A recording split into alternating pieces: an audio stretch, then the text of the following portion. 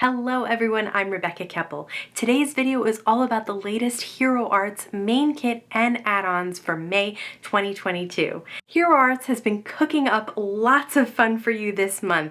All of the stamps and dies feature food themes, grilling, kitchens, baking goods, little animals who are baking. There's just so much, and these cards can be used for Mother's Day, Father's Day, birthdays, friends, and so much more. As you know, when they send me a ton of products like this, I want everything to get a little bit of time in the video. So I'm not going to spend a lot of time on any one card. We're just going to dive into the card making and I'll share the new supplies along the way. So first up, let's take a look at the main kit stamps and dies. This is an A2 stamp. It's a background cling stamp that features either bricks or tile and can be used as a backsplash for the die that I'm about to show you, or can just be used as a simple pattern.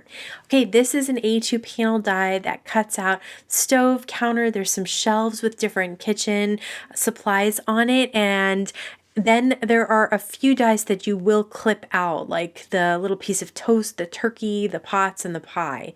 This is the sentiment set that comes with the main kit. There's a lot of really cute ones, like You Bake the World a Butter Place. I just think that's adorable.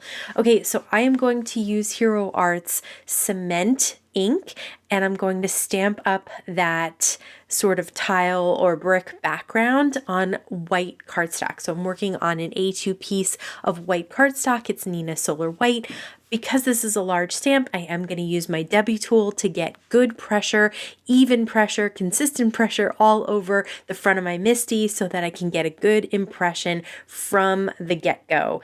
And I don't want this to be super, super dark or super, super consistent because it's just supposed to be that like backsplash. Now I am going to cut out the die out of silver cardstock, white cardstock twice, and black cardstock once. And then I'm going to start snipping things away.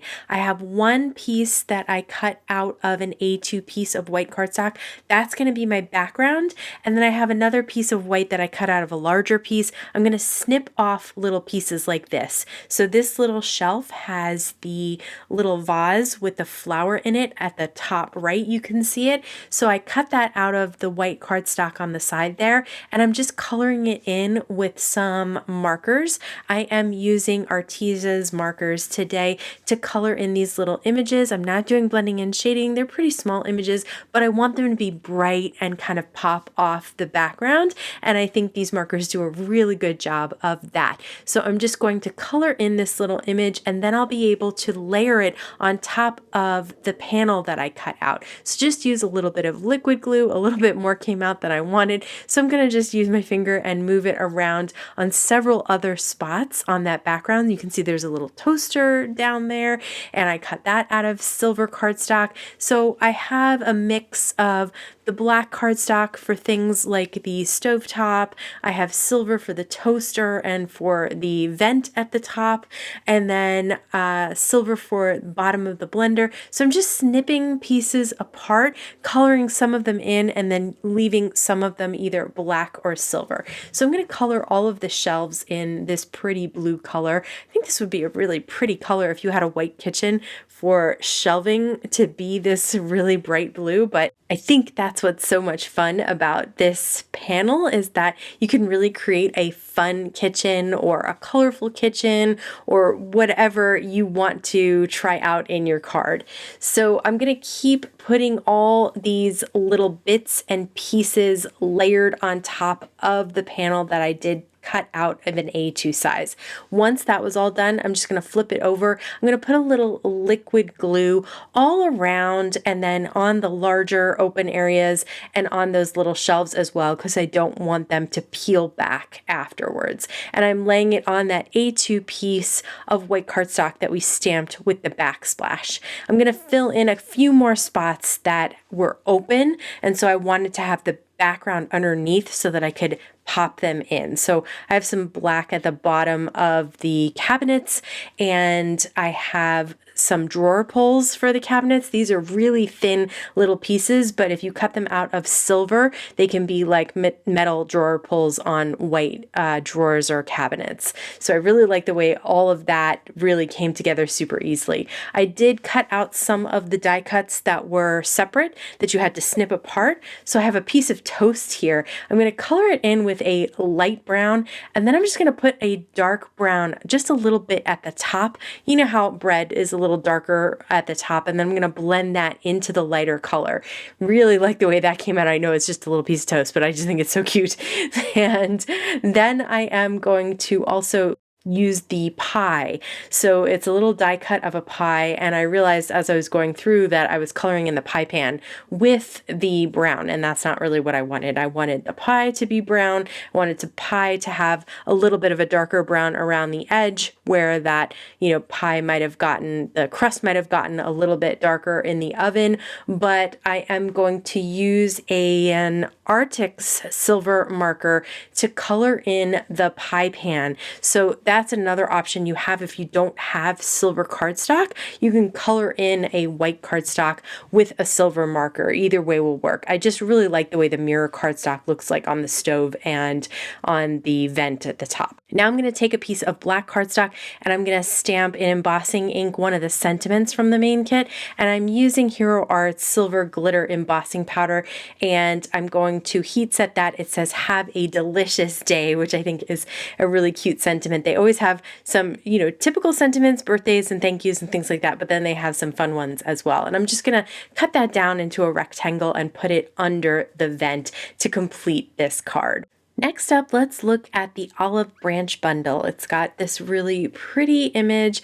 of an olive branch, some really sweet sentiments, wishing you peace, all of you a lot, and there are dies to cut out the 2 olive branches. I'm working on some alcohol-friendly paper, and I'm using some alcohol-friendly ink. Again, I'm using my Debbie tool to get good pressure because this is a large stamp, and I also stamped the smaller little grouping of olives as well. I am going to heat set this because I want to color it in right away. So I'm using the Arctic's markers. I have the nice brush tips in 2 different greens. I'm going to color in the lighter green, the whole leaf, and then I'm just going to put some darker colors at the base of the leaf, sometimes at the tip of the leaf, and then in the middle of the leaf where the vein is, just to add a little bit of interest to these leaves. But they were really easy to color in and easy to add some interest to, even with just 2 colors of alcohol markers. They're just the way that they're shaped, I think it makes them really easy to color them in and see where you can add a little bit of extra color to accent them. Then I'm going to do something similar for the stems. I'm going to use a lighter brown and then just add in bits of a darker brown. It's kind of like an olive green almost, that I'm going to add near the bases of the leaves. For the olives themselves, I'm going to kind of get them to this reddish brown color, and you can see that I leave little areas open to act as highlights. So in the first few, I didn't really leave that much of a highlight. Now I'm actually drawing a circle and then not coloring that in until the very end. And that's the way I force myself to leave a little bit of a highlight there. And then I'm going to use the dies to cut these out, and I'm using some pixie tape to hold them in place. You'll notice it shifted there. That's because I did not press down enough. You do have to add a little bit of pressure to make that pixie tape work. Okay, this time I am going to stamp that kind of brick looking background. I'm going to use Hero Arts Royal ink, and I'm using it on some craft cardstock. So it just, I thought, was a nice backdrop for these olive branches. So I'm going to have them kind of hanging from the top and popped up on some white foam squares, and then I white heat embossed the wishing you peace sentiment from that set. Next up is the Apron Stamp and Cut, and I love this set because of the look of the graphics. I think they're so much fun. They're kind of like what you would see on a label or on an apron that you purchase that was printed with these messages. So I'm going to cut out the apron out of white cardstock, and I am stamping World's Best and then Dad underneath. And then I also stamped the spoon and the fork as the image on the top. I'm adding two different colors of blue cardstock on top of each other and then popping up that apron on some foam tape. Now, what I didn't realize is that the grilling spatula and the grilling tongs, they can go in the pockets of the apron. It is die cut there. So I had a little trouble with those foam squares back there already, but if you cut those utensils out of silver cardstock, they look so cute sticking out of the pockets of the apron if you do that first. And then I just added some faux stitching on the bottom and the top of this card. I didn't really want it all around, but I did want something white at the top and the bottom to add that visual triangle in there. So I thought that a little bit of gel pen actually really worked, I think, here, and it's a clean and simple fun card. Okay, this is the kitchen shelf background stamp. Again, this is an A2 cling background stamp. So I am going to use a ton of anti-static powder tool from Rabbit Hole Designs on an A2 piece of white cardstock. I'm using Nina Solar White, and I'm going to use some embossing ink on that stamp all over. Use the Debbie tool to make sure you get a good impression because it is hard to see. So I'm going to use some white embossing powder and then I heat set that. Now I'm grabbing some Kitsch Flamingo Distress Oxide ink and the Waffle Flower shader brushes, the largest flat one. So I'm coming in from the left side and then from the right towards the middle and then just brushing back and forth. This gives you a totally different look than if you were to ink blend with a foam blender. This, especially the way that I'm doing it from the side towards the center and then from the other side towards the center, gives it much more of a dry brush look, which I think is really fun in this card because each shelf is going to be a different color and it just gives it an artistic look to have that dry brush effect. If you want more opaque color, go with your foam blenders instead. Now I'm going to use the Apron Stamp and Cut.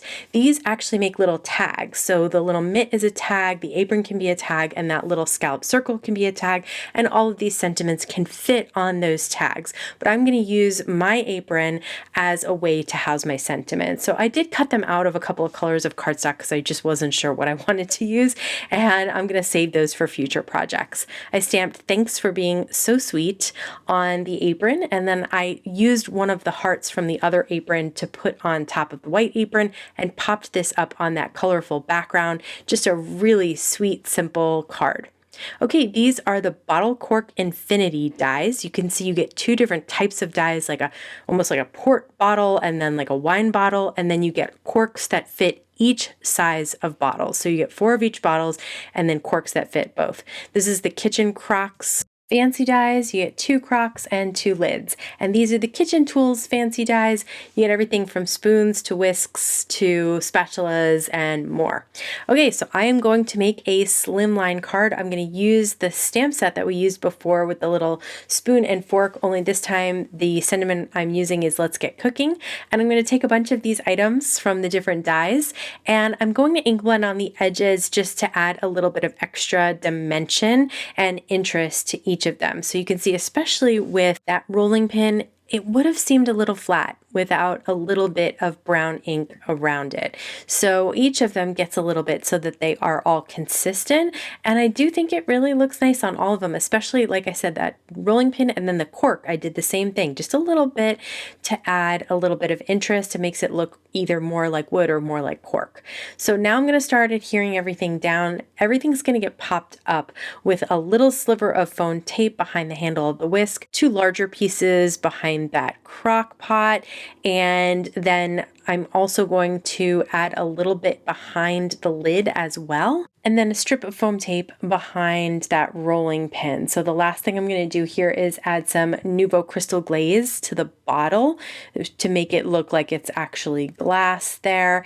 And I absolutely had so much fun with this card. I love all these utensils. I want to do another card like this with some of the other utensils, and I think they would be fun with the other sets as well. This is the Excellent bundle. So you have all the images can be cut out with the dies, and I'm actually just going to use the couple of eggs images today so that I can also use the Your Excellent sentiment set. So I'm going to again stamp them on alcohol friendly cardstock, use alcohol friendly black ink, and use those Artix markers. And again, I'm just leaving that highlight in the center this time. I've mentioned this before, but I feel like a center highlight is the easiest thing if you struggle with light source, because it's just straight down the middle. So you don't have to remember, okay, light's coming from the right, so it's got to be more on this side and shadow on this side. It's like just straight on, and it just, for me, it makes it easier to remember. Okay, I'm going to use the matching dies to cut out these two images, again using that pixie tape, and now I'm going to stamp the sentiment on some light blue cardstock with embossing ink and heat set that white embossing powder and mat that onto some yellow cardstock as well. And then I'm going to put the eggs kind of flat down to the card and then pop up the little egg cup right next to that there. And again, super, super simple, clean and simple card, but so much fun. So for these, I'm just going to add to the egg that's out and then the egg in the center of the shell, some Nuvo Crystal Glaze to make it shiny. The Animal Cooks bundle has these little storybook looking animals that are all doing some type of cooking, and then some really sweet sentiments like a dash of kindness, a spoonful of love, ingredients for happiness, and there are dies to cut out the animals as well.